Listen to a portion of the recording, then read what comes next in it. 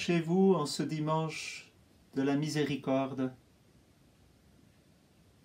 L'Évangile nous montre ce qui se passe le 8e jour, l'apparition de Jésus à Thomas et l'invitation à croire en Jésus dans le fait qu'il est ressuscité. C'est le 8e jour. Voilà ce qui fait tout le changement dans la vie d'un homme, le 8e jour.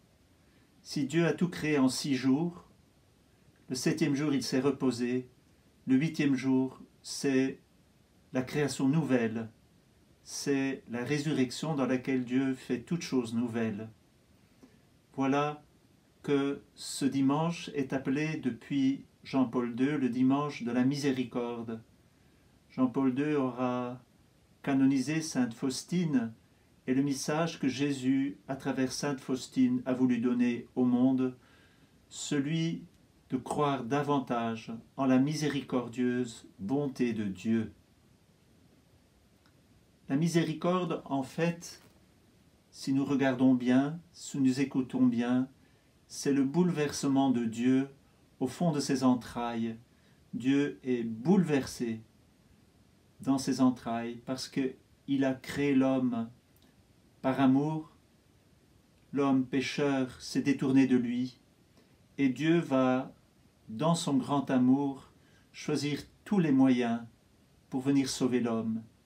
Il va donner sa loi à Moïse, il va envoyer les prophètes et en fin de compte, il va lui-même s'incarner. Mais non seulement s'incarner, il vient se livrer à la croix. La scandaleuse miséricorde, pourrions-nous dire, que Jésus s'abaisse. Il s'abaisse pour laver les pieds de ses disciples. Il s'abaisse dans le mystère de la croix, par pur amour, pour sauver l'homme. Dieu, depuis toujours, depuis qu'il a créé l'homme et que l'homme a péché, Dieu va à la recherche de ses brebis perdues pour les sauver, pour leur donner la vie. Et c'est pourquoi Jésus corrige Thomas et que Jésus nous corrige, parce que il nous faut croire en cette bonté de Dieu, il nous faut croire en la miséricorde de Dieu qui nous relève. Et si nous croyons en cette bonté de Dieu, si nous voyons ces entrailles d'amour de Dieu comme une mère qui va à la recherche de ses brebis perdues, de ses enfants perdus, pour leur donner la vie, eh bien, Jésus fait la même chose avec nous, pour que nous aussi, nous fassions la même chose. Nous entendions dans l'octave de Pâques combien Jésus ouvrait l'esprit de ses disciples à l'intelligence des Écritures, parce que tout nous parlait de Jésus, tout nous parlait de la passion, de la mort et de la résurrection de Jésus, pour que Jésus puisse nous donner la vie, et la vie en abondance. Aujourd'hui, nous sommes invités à être croyants et à acquérir les mêmes mœurs de Dieu. Nous sommes invités à être bouleversés, nous aussi, à l'intérieur de nous-mêmes, pour la misère dans laquelle sont plongés beaucoup de nos frères et sœurs. La misère matérielle, comme le dit les Actes des Apôtres aujourd'hui, mais aussi toute la misère spirituelle, psychique de nos frères et sœurs. La misère dans laquelle nous vivons dans notre monde, tous ces manques de vérité, toutes ces fausses miséricordes qui sont faites. On préfère appliquer l'euthanasie à l'égard des personnes fragiles et faibles plutôt que de défendre la dignité de l'homme, cette dignité qui se montre pleinement dans le visage du Christ quand il se donne. Nous aussi, nous avons à acquérir une plus profonde connaissance des Écritures et des gestes du Christ pour que, à notre tour, nous puissions rentrer dans le pardon, ne pas permettre de ne pas pardonner à ceux qui nous ont offensés.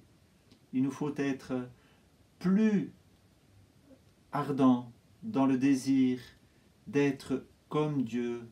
Soyez miséricordieux comme votre Père céleste est miséricordieux.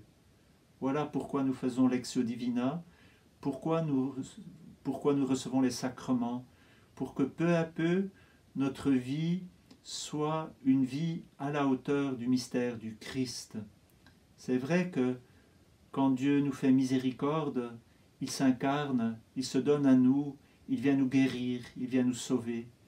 Mais il fait de nous beaucoup plus. Il fait que son esprit habite en nous pour que nous aussi nous puissions accomplir des œuvres de miséricorde comme lui-même fait depuis que l'homme a péché. Si nous avons à faire tout pour être des justes et agir selon la vérité, nous avons aussi à agir le plus possible avec miséricorde. Nous avons trop facilement tendance à ce que la justice est le dernier mot. Et la justice est importante, mais la justice et l'amour vont ensemble. La justice et la miséricorde vont ensemble. Et c'est dans la personne de Jésus et en fréquentant Jésus que peu à peu nous pouvons découvrir combien va loin la miséricorde de Dieu, combien Dieu nous aime et combien nous avons, nous aussi, à nous aimer les uns les autres. Bonne journée, à demain.